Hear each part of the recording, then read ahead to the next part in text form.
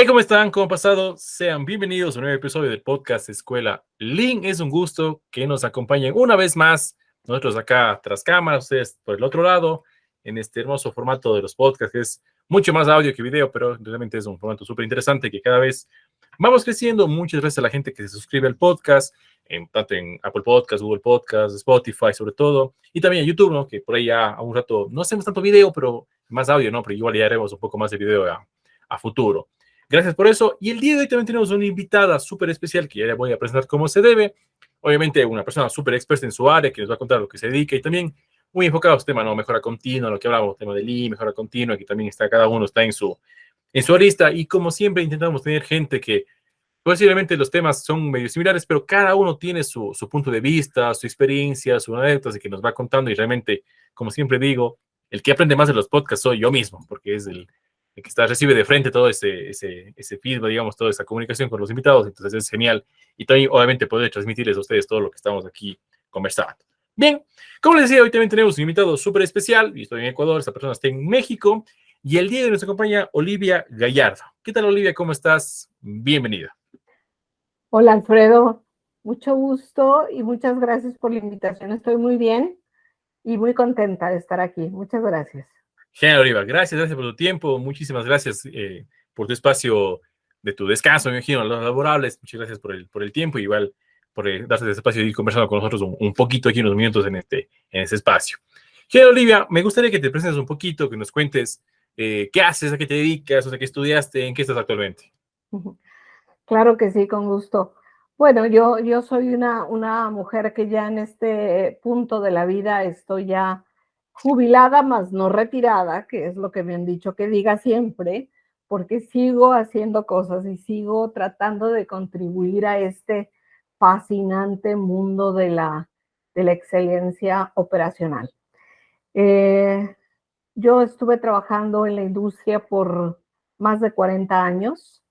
Estudié ingeniería, pero luego me enfoqué más en el área de recursos humanos y con una maravillosa oportunidad de haber liderado organizaciones a nivel corporativo regional, tanto de Motorola como de Toyota, como de Honeywell, United Technologies.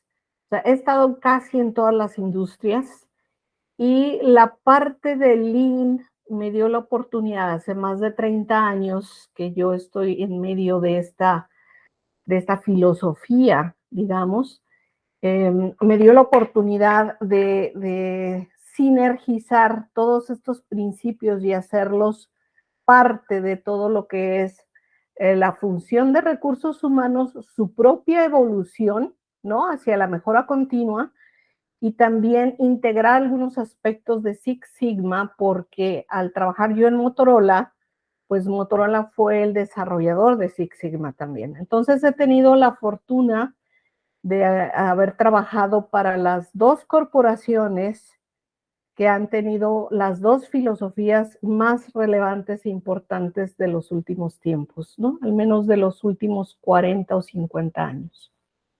Entonces, hoy por hoy estoy como decía, jubilada sin retirarme y yo sigo dando consultoría para mí compartir con los demás el aprendizaje es vital y es parte de la propia evolución humana.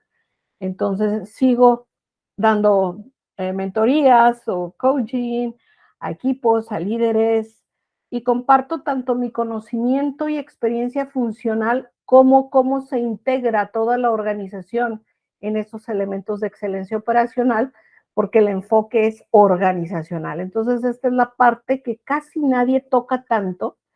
Se toca más Lean desde el punto de vista herramientas y desde el punto de vista proyectos y cosas de este tipo, pero en realidad si no tienes los aspectos de cultura, de liderazgo, aspectos estructurales, de procesos, de talento, es muy difícil que los sostengas. Entonces, yo he tenido la fortuna de desplegar los 3 o 4 o 5 proyectos a nivel global de despliegue de estos sistemas y ha sido pues para mí maravillosa esa experiencia, ¿no?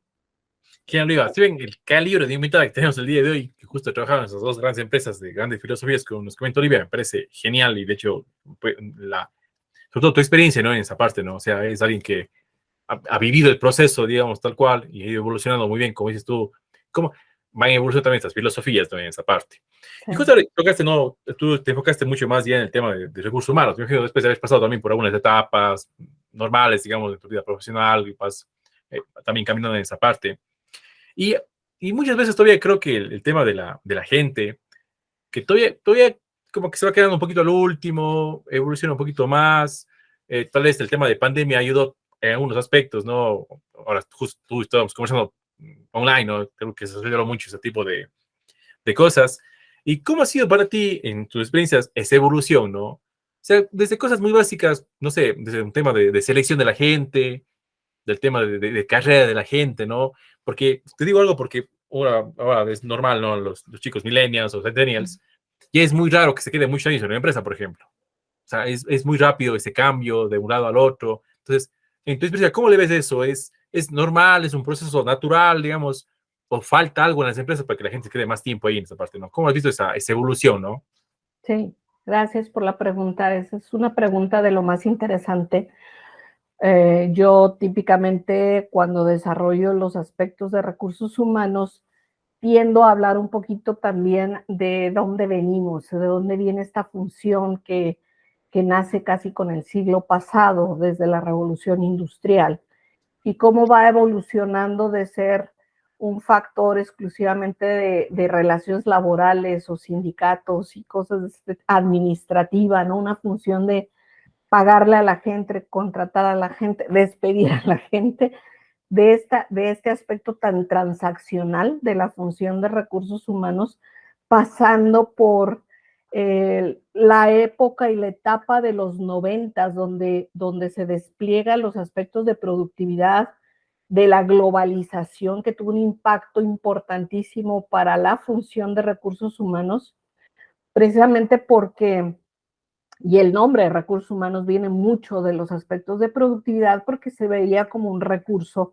dentro de la fórmula de productividad, ¿no? Entonces, esta evolución de partir desde esas etapas y luego irse transformando precisamente ante la inminente velocidad de la tecnología, por ejemplo, ¿no? Y el nuevo siglo le demanda a recursos humanos transformarse igualmente en cómo pasamos de una función tan transaccional, tan hacer lo que nadie quiere hacer, ¿no? Cosas que nadie quiere enfrentar, pues recursos humanos las estaba haciendo, pero luego se tiene que transformar en ser un socio estratégico del negocio, que le ha dificultado muchísimo a recursos humanos, especialmente en nuestros países de Latinoamérica, porque dependemos más de los grupos corporativos para esas grandes iniciativas y transformaciones. Entonces, de ahí pasamos y estamos ahorita pasando por una pandemia que nos vuelve a llamar a cuentas y nos vuelve a indicar que la ruta sigue siendo el cómo desarrollamos nuestra función, ya no tanto desde el aspecto transaccional, sino desde el aspecto no solamente estratégico, sino de innovación y de evolución. Y más rápido, se requiere ser más rápidos, porque el mundo que enfrentamos durante la pandemia, que típicamente se le llama mundo VUCA o la tormenta perfecta, esto llama a que nosotros necesitamos ser influyentes, tremendamente influyentes. Necesitamos influir en la estrategia de gobierno de las organizaciones para poder establecer el marco de liderazgo que ahora se debe de dar más flexible, ¿no? La flexibilidad es un entorno tremendamente crítico para enfrentar esta nueva, esta pospandemia, digamos, ¿no? El trabajo virtual, la productividad ya no es tanto como nada más decir es la gente, sino es el pensamiento de la gente, la pasión de las personas, es como arraigas a la gente en tus organizaciones. Es mucho más difícil ahora, porque aparte la gente también ya no se siente como que las empresas van a durar tampoco tanto tiempo, ¿no? Porque hay demasiada volatilidad. O sea, no sabemos lo que está sucediendo y no sabemos lo que siga. Lo que es una realidad es que esto no va a parar, la tecnología va a seguir siendo un catalizador, ¿no? Un transformador de todas las realidades, la política, la geopolítica, por ejemplo, y necesitamos ahora desde el rol de recursos humanos o desde el rol que maneja la gente y las organizaciones, incidir tremendamente en entender qué se requiere de los líderes, ¿no? Los liderazgos que tiene que suceder, confiar más, ahora más que nunca, Lynn, es importante, ahora más que nunca, porque necesitamos fortalecer más nuestros procesos y sistemas de trabajo y depender quizá no tanto de los estilos de cada persona, sino que necesitamos realmente enmarcar la forma en que nos movemos bajo la madurez de procesos y sistemas, pero con altas miras en términos de respeto por la gente. O sea, hoy por hoy, hablar de respeto por la gente, que originalmente es respeto por la humanidad, se hace tremendamente necesario porque hoy tenemos, vaya, la pandemia nos confrontó a las emociones que no vivíamos en las organizaciones o que veíamos pasar de lado, ¿no? Como es la fragilidad humana, la vulnerabilidad. Necesitamos hablar más de la compasión, por ejemplo, cosas que no se hablaban en las organizaciones y que ahora necesitan hablarse y que ahora necesitan fortalecerse dentro de los liderazgos. Yo diría que estas son evoluciones y transiciones normales en la humanidad. Yo no podría decirte que los millennials o los centennials ellos son parte de la propia evolución y sus reacciones son parte de la propia evolución de las subidas y bajadas que tenemos como humanidad. Y ahora a ellos les toca, al contrario, vivir una etapa en la que no tienes a lo mejor un retiro tan fácil, una jubilación tan fácil en teoría, en que si te mantienes trabajando puedes recibir de perdida una pensión, ¿no? Al final de tu camino, cercano al final de tu camino. Hoy por hoy los más jóvenes tienen tienen poca certidumbre de lo que viene para ellos. Nuestra responsabilidad como la generación que estamos dejando nosotros, que estamos ya nosotros transitando realmente, es cómo los ayudamos a ellos a ir entendiendo lo que les está sucediendo, lo que le está sucediendo al entorno el que sea, el entorno, y que den ellos y que puedan dar ellos lo mejor de ellos mismos. Yo creo que a donde tenemos que regresar es a reconocernos frágiles como somos, pero igualmente poderosos y talentosos. Necesitamos empoderar a la gente, necesitamos facultarla, necesitamos ser flexibles y darle a la gente los espacios de creatividad, los espacios de innovación, romper con estructuras burocráticas, romper con espacios burocráticos. Creo yo que eso es lo importante en esto. No podemos cambiar la realidad, pero podemos entenderla y podemos prepararnos mejor para enfrentar nuestra realidad. Claro, Lidia.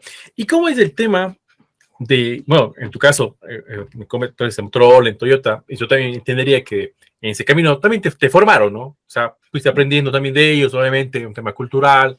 Ya, bueno, está súper, hiper, mega dicho del tema de Toyota, que la parte japonesa, ¿no? Y la cultura de ellos, que el Kaizen, ¿no? Hay sus cositas, ¿no? Que tienen sus propias tintas, digamos, ellos también ahí. Claro. Como dijiste tú al principio, una vez se asocia todo este tipo de solamente herramientas, ¿no? Y más al tema de productividad, la planta, ¿no? Este tipo de cosas, ¿no? Y en tu experiencia, digamos, ¿cómo es cuando esa cultura, ya está en toda la organización, ¿no? O sea, no solo en la planta, no solo en el proceso, en las máquinas, ¿cómo es ya cuando funciona de manera integral, ¿no? ¿Cómo es ese ambiente? O no era así al principio, ¿no? Y poco a poco fueron expandiendo en esa parte, ¿no? ¿Cómo es ya esa cultura, digamos, a la interna de una empresa que está netamente casada, digamos, con una filosofía de este tipo, ¿no? ¿Cómo es ese día a día, ¿no? Ya en todos los procesos, en las cosas diarias, ¿no? Es una pregunta también muy interesante, porque déjame decirte que Toyota, como opera, es a través, cada planta es una compañía, ¿no? No es exclusivamente una planta que viene de un corporativo. Ellos, de hecho, el tema corporativo no lo tocan tal cual. O sea, para ellos no operan corporativamente, ellos operan como compañías. Y entonces, en cada proyecto, como fue el de nosotros aquí en México, en el norte de México, que fue la primera planta en México de Toyota, trajimos el Toyota Way y todos los fundamentos. Uno se imagina que ya va a estar todo listo, ¿no? Uno se imagina esas cuestiones o dices, bueno, ya está aquí. Ciertamente la filosofía está ahí, pero tu responsabilidad es qué sucede en el país y cómo integro esto al país, cómo a la parte legal, ¿no? Cómo a la parte del entorno de los demás, cómo entiendo lo demás y cómo me integro al país. Y el modelo que ellos tienen, por ejemplo, son pocas las cosas que te dicen ellos. Ellos casi no te entrenan. Te van dando hints para que tú vayas descubriendo cosas, para que tú las vayas aprendiendo, por ti mismo. Yo fui contratada con ellos antes del arranque de planta, 2 años antes, para poder desarrollar toda la infraestructura que se necesitaba tener para que pudiera correr Toyota en México, ¿no? Y entender todos los aspectos culturales desde que, por ejemplo, reclutamos la gente y decidimos cuál es el perfil de un operador o de un team member, ¿no? En la operación de los líderes. O sea, ¿qué perfil necesito tener? Pues necesito estudiarme todo el Toyota Way, ¿no? Y luego todo el TPS para saber, y claro, de la mano con la gente de operaciones, pero sí establecer los estándares. Nadie vino y me dio, aquí está la lista. Nadie me dijo, esto es lo que vas a hacer. Nosotros tuvimos que desarrollar lo que era necesario para nosotros. Sí fuimos, viajamos, entendimos, aprendimos, pero en realidad lo que se iba a implementar aquí, nosotros desafiamos todos los estándares que ya existían en Norteamérica. Todos, todos. Y en el caso particular de recursos humanos, como es muy peculiar la aplicación del país, ¿no? Es muy diferente si tú buscas el proceso de manufactura, bueno, pues como quieres más estandarizado.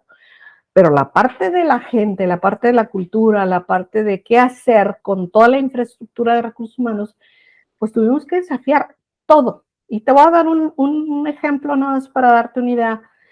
En plantas como Kentucky o Indiana, por ejemplo, tenían un protocolo de selección de la gente porque es muy importante esa parte para ellos también. Ellos tardaban hasta 9 semanas para seleccionar a un team member de producción. Nosotros, bajo la condición en Tijuana, Tijuana es una ciudad fronteriza de 2 o 3 millones de habitantes, con mucha población flotante por la frontera, una frontera conflictiva de mucho paso de drogas y cosas de ese tipo, ¿no? Y en aquel entonces, estoy hablando del 2001, 2002, era muchísimo más. Nosotros teníamos que asegurarnos que las personas que seleccionáramos era lo más adecuado a la compañía en el tiempo adecuado. Porque la gente de aquí, donde hay tantísima industria, donde la rotación de personal era de 12 a 14% mensual en la industria, nosotros teníamos que llegar a 2% mensual, era lo máximo que era el estándar que nos permitían para arrancar. Entonces tuvimos que reducir el proceso de selección a 2 días, de 9 semanas a 2 días con la misma efectividad, ¿no? Entonces eso nos hizo romper con muchísimos paradigmas Y nosotros desde aquellos años implementamos, por ejemplo, mayor automatización en los procesos de selección para poder establecer en 2 días, poder seleccionar a la gente y poderle ofrecer un trabajo a la gente, porque la gente no te espera aquí, ¿no? Y la gente dice, dime ya, ¿no? Dime ya que si ya me vas a contratar. Pero en Kentucky y en Indiana, pues la gente espera porque ser contratado en Toyota es lo máximo. Entonces lo que te quiero decir es, ¿cómo se va viviendo? Nosotros fuimos construyendo, no igual porque sería injusto para las demás empresas decir que es igual, porque no es lo mismo, lógicamente, que pertenezcas a Toyota, que hay ciertas expectativas muy claras de la cultura contra una empresa que está tratando de aprender eso, lo está desarrollando, pero de igual forma nosotros tuvimos que establecer nuestra visión, nuestra misión, nuestros valores a la luz, obviamente, de Toyota Way, de TPS, pero también de ir generando esas raíces con la gente, de ir desarrollando esta pasión por hacer esto, esta credibilidad, este trabajo en equipo que a nosotros nos cuesta mucho en general, el trabajo en equipo, la flexibilidad, el Kaizen. O sea, todo esto tuvimos que ir llevando todo esto también de manera gradual. Lógicamente, el hecho de seleccionar a gente con un cierto perfil, nosotros solamente admitíamos al 5% de la gente que veíamos, ¿no? Entonces, eso nos daba un plus y la compañía estaba dispuesta a invertir en eso, lo que no sucede en la mayoría de las compañías. Las compañías dicen, bueno, llegaste, respira y vas para adentro, ¿no? Entonces, más o menos eso te podría platicar. Es gigantesco el tema, pero de que sí sientes del cambio. Imagínate los gerentes, los primeros gerentes que contratamos, casi todos venían de Ford o de Chrysler o de GM, que venían con otra mentalidad completamente diferente a la de Toyota. Aquí el reto para nosotros era cómo transformamos esa mentalidad de ellos, porque necesitábamos traer la experiencia de ellos, ¿no? Totalmente la experiencia de ellos. No podíamos arrancar sin el expertise de la gente que había vivido en México, que tenía la experiencia de cómo arrancar la operación en México, porque Toyota no tenía esa experiencia en México. Entonces, muy interesante, un journey muy, muy interesante. Genial, sí, se ve súper chévere porque dices, o sea, si comienzas desde cero, me imagino que no todos cogen esa gente nueva que no sabe el proceso como tal, ¿no? Entonces, y justo quiero enfocarme en el tema de la cultura, ¿no? Porque siempre cuando hablamos de esto, el Toyota, de mejora continua y demás, como que es el tema que como que salta mucho, ¿no? El tema de la cultura, hay que trabajar la cultura, hay que fomentar la cultura en esa parte. Y justo que tú tienes experiencia de haber hecho desde cero, digamos, tú comenzaste cuando ya empecé en la empresa, ¿no? Y armar toda esa parte. ¿Qué tanto influye eso, ¿no? El ser, digamos, mexicanos o el ser latinos, o sea, igual con sus matices, con sus formas de ser, la gente, que tal vez, no sé, pues un poco, siempre hay eso, ¿no? Que aquí somos más indisciplinados, que un poquito más organizados, o sea, tienen sus cosas, ¿no? En esa parte, ¿no? Y cómo ir acoplando eso, ¿no? Ahí en el día a día, ¿no? Porque yo te diría, ¿no? Los que trabajan en Toyota ya son todos así, súper estrictos, así, eso sí. O cómo es ya ese perfil, ¿no? De la gente, cómo funciona eso de ahí. Mira, para empezar, y yo te decía, el proceso de selección incorpora elementos importantísimos para poder ser exitosos en un ambiente que no es el japonés. Y por ejemplo, te puedo decir que nosotros teníamos que filtrar liderazgo. Todas las personas tienen que tener un cierto nivel de liderazgo. Te voy a decir los más relevantes. Disciplina. Todas las personas, imagínate, nosotros poníamos cajas y cabinas de la Tacoma, que es el producto de ensamble, y se le daban instrucciones a la gente que tenía que seguir, ¿no? Así tal cual como va. Si una persona no seguía un paso, era razón para sacarlo del proceso. O sea, por eso solamente contratábamos al 5% de la gente. Tuvimos que ver 7,000 gentes para poder contratar 500, ¿no? Entonces, dentro del perfil nosotros revisamos que la cultura no fuese un elemento tan discrepante. Teníamos que buscar gente lo más parecido a la compañía para que no fuera tan difícil para las personas llegar a ser disciplinados, seguir una secuencia de trabajo. Por ejemplo, cuando hablamos de problem solving, les pusimos ejercicios de problem solving, le pusimos a la gente atención al detalle dentro del proceso de selección, evaluamos la interacción de las personas en grupo. O sea, hicimos un proceso de selección que yo creo que todavía sigue siendo un benchmark de la industria, a pesar de que sucedió hace 20 años, para poder determinar que necesitamos ese perfil. No traemos cualquier persona de afuera. Ajá. No, o sea, es una realidad. Es una realidad. Tuvimos que hacer muchísimo benchmark en la industria para saber qué hacían en la industria, ¿no? Y los resultados que tenían la industria aquí en esta zona. Y lógicamente, pues teníamos procesos de asimilación, procesos de introducción. A la gente se le dice claramente las cosas más relevantes que tiene que entender desde el principio. La gente no entra directamente a la zona de producción, sino pasa por este proceso. Y bueno, comentarte que los primeros asociados que contratamos nosotros se fueron a Argentina, que Argentina ya tenía mucho más tiempo operando en Latinoamérica, plantas en Brasil. Teníamos peruanos también, japoneses peruanos, se fueron a Estados Unidos, se fueron a Japón.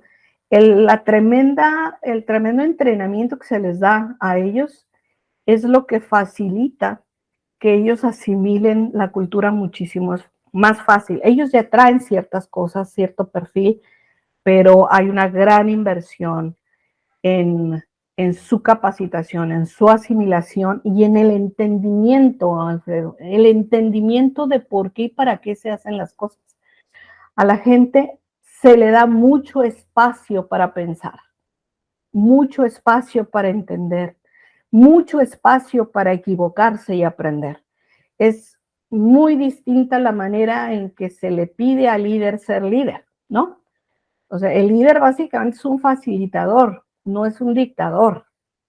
Entonces, estos son hay muchos más ejes, pero estos son los ejes fundamentales. Y lo que sí es importante es que si tú necesitas seguir una secuencia y te la brincas, inmediatamente tu siguiente partner de la línea va a jalar el andón y va a decir, no estoy recibiendo lo que necesito recibir. Llegar a ese punto para que la gente pueda sonar o bajar la luz o el andón, la cuerda, para que la gente no lo sintiera personal, ¿verdad? Eso fue un proceso, creo yo, de lo más importante. Ese y hacer los problemas visibles es de lo que más batallamos también nosotros los mexicanos. Y en general yo diría que los latinos. O sea, porque es mi amigo, ¿cómo voy a decir que se equivocó? No. Pero es lo que para ellos te aplauden si tú jalas el andón. Para ellos, que tú pares la línea, una línea que está corriendo, imagínate que cada 6 minutos sale un vehículo completito. Cada 6 minutos. Que cada 50 segundos sale una caja. Parar una línea de esas y que el operador la pueda parar esa línea, pues son palabras mayores, ¿no? No cualquier empresa se avienta ese tiro, porque lógicamente son millones de dólares los que paras en ese momento, pero en Toyota pues es otra mentalidad, su visión de largo plazo es increíble, de decir, prefiero que no produzca estos millones de dólares, pero que la persona aprenda. Para ellos que la persona aprenda de sus ideas, colabore, coopere, es más valioso que nada en este mundo. Eso es sumamente importante y es real. No es inventado. No es un ideal así como así, ¿no? Se puede lograr, sí. Más que llegar a ese nivel, pues estamos hablando de un estándar muy superior, la verdad. Genial, me parece espectacular esa forma de trabajo realmente, y justo es genial la gente que nos está escuchando que vea de primera mano cómo realmente es el día a día de una empresa de clase mundial en esta parte. Olga, y pasando ya a tu faceta ya ahora, ¿no? Ya de consultor en esa parte, ya en un poco más, no diría libre, también pasas full ocupada en esa parte. ¿Y cómo es ya, tú te has vivido esa experiencia en una empresa ya muy organizada, con sus procesos, con todo ya armado, ¿no? Muy grande. Y siempre, yo siempre digo que la mayoría de empresas no son las grandes, ¿no? Son las pymes, ¿no? O sea, Sí, sí. la mayoría son las pymes, obviamente muchas de ellas son, hay una empresa ancla, ¿no? Una muy grande y esto trabaja para ellas, son proveedores, demás. Claro. ¿Cómo ves netamente el tema de recursos humanos en esas pymes, ¿no? O sea, todavía es muy dejado, hay mucho que hacer todavía. ¿Cómo ayudarles a ellas, ¿no? ¿Cómo engancharles que sean un poco más, no sé, pues, ordenadas, tengan un proceso, una cultura en esa parte de la gente, ¿no? O sea, ahí creo que todavía se ven muchas falencias, ¿no? En Sí. este segmento, ¿no? Fíjate, en esas empresas pequeñas se ven muchos gaps todavía, muchas brechas. Todavía estamos hablando de que el rol de recursos humanos está a la saga completamente, es transaccional completamente. Y Que a veces, lo hace la contadora o lo hace sí, bueno, sí. De hecho, prácticamente se dedican a la administración de recursos humanos, no tanto a la estrategia de recursos humanos. Cuando a mí me piden ayuda, yo prácticamente te voy a decir que me buscan y pues yo voy eligiendo los proyectos y básicamente los proyectos los elijo si yo veo a un líder comprometido con esto, comprometido, primero que sea capaz de decir qué ayuda necesita y qué le gustaría hacer diferente, cómo se ve en el futuro, para qué me necesitaría a mí, ¿no? Una persona, un pyme o alguna empresa, planta de manufactura, que a lo mejor no ha recibido tanta guía o tanta dirección de sus propios corporativos, no tanto desarrollo. Si los líderes y el líder, él o la líder de la organización, están comprometidos con ir hacia otro nivel de desempeño, yo le entro y me comprometo. Y voy con ellos hombro a hombro y me voy básicamente casi siempre lo que hago es hacer un diagnóstico, un assessment. Yo diseñé un modelo que se llama Journey to Excellence, donde reviso desde la dirección cómo está, si existe, no existe, cómo está desplegada, no está desplegada, cómo se vive la dirección. Todo lo que son aspectos de liderazgo, prácticas gerenciales, cultura. Yo le llamo al piso de producción un centro del universo, ¿no? Pirámide invertida. ¿Qué otra cosa tenemos? Prácticas operacionales y prácticas organizacionales. Todo eso reviso yo y entonces vamos identificando las brechas y nos vamos por prioridad. O sea, nunca vas a poder empezar siempre igual, pero al menos tienes que empezar a decir, entiendo esto, todos estamos entendiendo lo mismo, todos encontramos lo mismo, si dónde le damos primero, ¿no? Y claro que hay una metodología depende de dónde quieres ir, pero el propio equipo de liderazgo tiene que determinar la ruta a seguir. Y siempre empiezas de dónde estoy hoy, dónde quiero estar mañana y el proceso estratégico que tienes que seguir y el plan de acción. Entonces, no ha sido fácil, Alfredo. No es fácil cuando, por ejemplo, yo que trabajé tantos años y que afortunadamente tuve muchísimo apoyo y el que no me lo daban yo iba y lo arrebataba, ¿no? Pero sí te puedo decir que tienes una cierta latitud, un cierto margen de movilidad y de toma de decisión, etcétera. Pero en este plano, como un facilitador, como un asesor, como una guía para la gente donde tú no eres un empleado de ellos,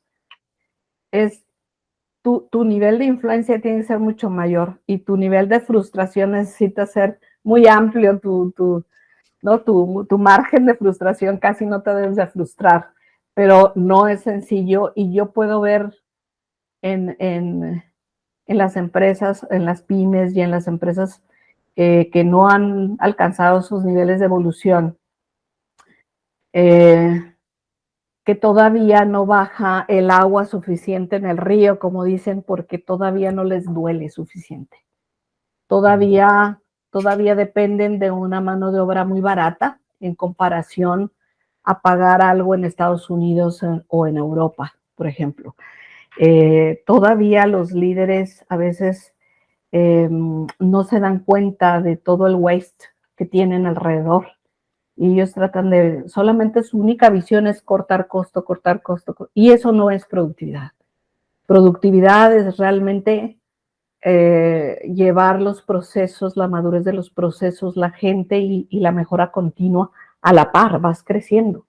Eso deriva en que ahorres dinero, sí, va a derivar en todas esas cosas, pero tu enfoque tiene que ser prosperidad mutua de largo plazo. O sea, esa es la idea de productividad, no solamente cortar costos y cortar cabezas, ¿sí? Y ver que dónde más le cortas. Esa es una visión de muy corto plazo. Entonces, digo, no ha sido fácil, pero cuando les brillan los ojos y se dan cuenta de que, ¿no? Les cae el ajá o el 20, como decíamos antes, le cayó el 20 a alguien. Wow, eso es maravilloso. Eso realmente a mí me hace muy feliz, ¿no? Genial, me parece chévere porque, como dices tú, o sea, hay tanto que hacer realmente, creo yo, en esta parte de la industria, ¿no? Todavía hay un campo gigante de ir Es trabajando. gigantesco, O sí. sea, casi que Mucho. ilimitado, digamos, aparte. Ilimitado, sí. Quiero que se acaba en el tema del liderazgo, que, o sea, yo te veo a ti, che, y digo, súper experiencia, ya, grandes empresas aparte.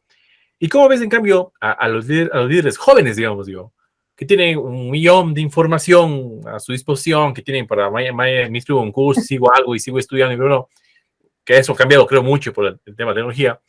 ¿Cómo le ves ese estilo, no? O sea, es un liderazgo mucho más flexible, es otra visión, o está igual, o solo ha cambiado la cara, ¿no? Más o menos más joven. Sobre todo también, a eso pasa mucho el tema de las empresas familiares, ¿no?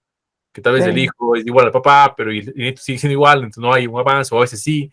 Entonces, ¿cómo le ves esa parte ya de estas nuevas, la nueva camada, digamos, que va también asumiendo y entrando en las empresas, ¿no? Como en todos los rubros hay contraste en todo, porque no todo el mundo vive igual las circunstancias, ¿no? Depende de los factores económicos, depende de tu historial familiar, de tu educación, de las filosofías a las que te has apegado, has entendido, has conocido, depende de dónde te educaron formalmente. Pero yo he visto de todo. He visto jóvenes y que de hecho yo colaboro con muchos jóvenes, ¿no? Gente de 30, 35 años, para mí son sumamente jóvenes, podrían ser mis hijos, definitivo, y los veo enfocados con pasión hacia estas cuestiones de manufactura esbelta de excelencia operacional. O sea, los veo hambrientos, deseosos de aprender y con una gran apertura, con menos, ¿cómo te diré? Con menos miedo de preguntar, con menos miedo de retar el status quo, ¿no? Con menos miedo de desafiar lo que haya que desafiar. O sea, yo veo esta generación sí más crítica, ¿no? Con mayor pensamiento crítico, con mayor capacidad. El hecho de que tengan tanto acceso a la información, lo que hay que desarrollar es capacidad de juicio para poder discernir lo que te sirve de lo que no te sirve. Entonces, si ellos pueden alcanzar esta capacidad de pensamiento crítico y a la vez de juicio, eso va a ser muy bueno para las nuevas generaciones. Y yo los veo así. Yo te diría que afortunadamente ya vamos de salida muchos de nosotros, de mi generación, que éramos más hechos de aquí para acá, ¿no? De cuatro paredes y no alcanzábamos a ver más allá. Ahora la gente, si tú le afirmas algo, la gente no tan fácil te va a seguir, ¿no? El liderazgo va a ser más difícil, que te sigan y que te crean es mucho más difícil, porque las personas pueden investigar y comparar lo que les estás diciendo, ¿no? Antes convencíamos más fácil a la gente, ahora ya no tanto. Entonces, tenemos que desarrollarnos más y los líderes de esta época necesitan ser a prueba de balas, necesitan desarrollar más su ser, su ser como seres humanos, ¿no? Su entendimiento, su ética, su integridad. Todo es más transparente ahora. Todo se va a saber muchísimo más fácil. Todo se sabe. Antes era Hidden Factory, era la fábrica escondida, ¿a poco no? ¿No? Nadie veía libros y ni leía los libros y los de contabilidad, que nadie se enterara cuánto se gastaba en esto, el otro, las ganancias y demás. Ahora ya no. Eso ya no. Y poco a poco la gente va a saber hasta lo que ganas tú, ¿no? O sea, es tan transparente que a veces hasta uno le da miedo que sea tan transparente. Pero es en donde estamos y hacia donde vamos y necesitamos entonces, por tanto, líderes más creíbles, más íntegros, ¿no? Y que no está fácil, porque déjame decirte, lo más difícil de cambiar de todo esto es el liderazgo. O sea, ya lo era difícil con todo lo que era Lean y excelencia operacional y todo esto, pero con todas estas generaciones y estos modos de aprender diferentes, pues cada vez es mucho más difícil. Muchos líderes se están quedando muy rezagados, muy rezagados. Y los jóvenes que tienen, por decirte ahorita, 20 años en la misma empresa, 20 años en la misma empresa, ya se van a quedar muy rezagados. O sea, si no aprendieron otras cosas en su momento o no se abrieron al mundo y se quedaron en las cuatro paredes creyéndole al eterno jefe que han tenido por años, ellos les va a ser muy difícil evolucionar. Necesitamos líderes que se avienten a romper los techos de cristal, que se avienten a romper los status quo y a reaprender, a olvidar y a reaprender. Y eso no está fácil. Genial, Olivia. Olivia, el tiempo es tirano, como siempre digo, loco, ¿no? Y podemos hablar 3 días de todo lo que has hecho. Y solo te quiero, por ahí casi que cerrando todo ya nuestra charla, cosas bien puntuales ahí. Pero algo siempre me hace bulla y siempre queda como el aire, el tema de incentivos a la gente. O sea, eso de que por productividad, porque ha hecho cumplir una meta, siempre como que a veces como que los jefes ahí como que no, que voy a estar dando plata o una cosa así. O sea, ¿qué es tu recomendación en ese aspecto? Mira, yo ahorita estoy dando la materia de recursos humanos en Lean para la maestría de dirección de operaciones que le damos a líderes en todo México. Y uno de los temas dentro de la capacidad organizacional es precisamente métricos y reconocimientos, ¿no? Cuando hablamos precisamente de reconocimiento, la organización tiene que estar bien planeada, bien planeada. ¿Qué es lo que quieres obtener, los objetivos que buscas? Y tiene que saberse medir y tener los procesos adecuados para lograr las metas. Los incentivos hay de muchos tipos, ¿no? Los formales, los informales, los monetarios, los no monetarios. Aquí lo más importante es qué comportamientos quieres que tengan tus empleados, tus colaboradores. La cultura se forma por las experiencias, la que experimenta la persona. Eso lo lleva a qué creencias tiene la persona, qué creencias desarrolla la persona, que eso los vuelve paradigmas. Luego, qué acciones con esas creencias, cómo actúa la persona y luego para que últimamente, o sea, al final, obtengan los resultados. Los buenos estrategas organizacionales necesitan pensar qué es lo que buscan y si el incentivo los va a llevar a tener esas experiencias y esas creencias a la gente que tú necesitas para que tengan los comportamientos que necesitan la gente. Los incentivos, llamándonos, todos los incentivos monetarios, los bonos y cosas de este tipo, son de corto plazo. O sea, desde el punto de vista Lean, son de corto plazo. Van a tener, y así se llaman, pues te van a incentivar por un corto plazo, pero luego ya no van a tener importancia. ya tu cambio de comportamiento no va a servir.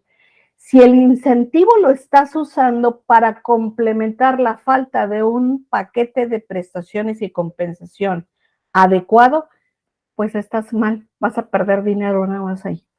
Lo que tienes que hacer primero es mantener tu paquete de compensaciones y beneficios competitivo. Tienes que ser competitivo.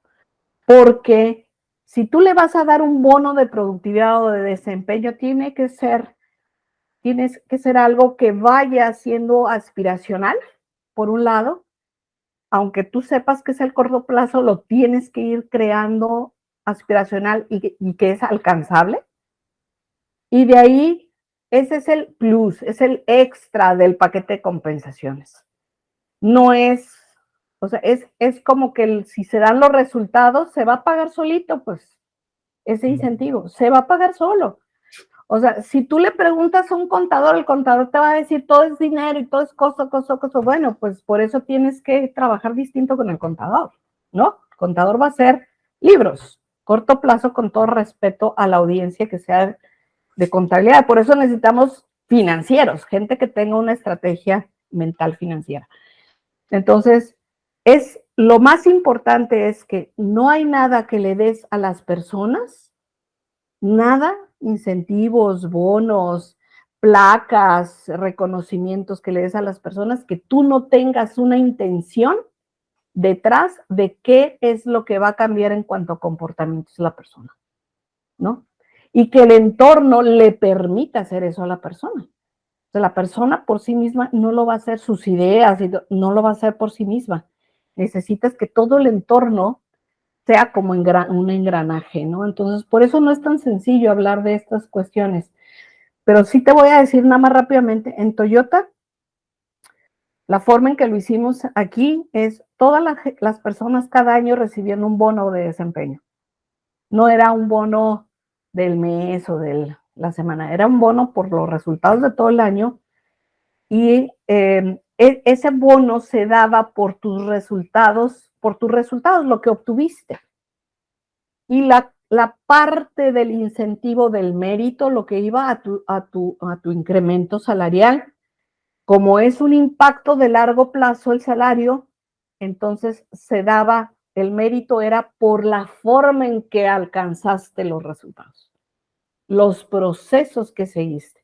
Eso yo nunca lo he visto, en 40 y tantos años jamás he visto esa fórmula más que en Toyota, ¿no? Pero fíjate hasta dónde llevan ellos el pensamiento de corto plazo, largo plazo, y para ellos dar un incentivo, un bono, un reconocimiento, tiene que traer toda esta filosofía, toda su filosofía necesita estar plasmada en esas estrategias. Es una gran estrategia. Incentivos no es que hoy se me ocurrió que mañana te voy a dar 100 pesos más.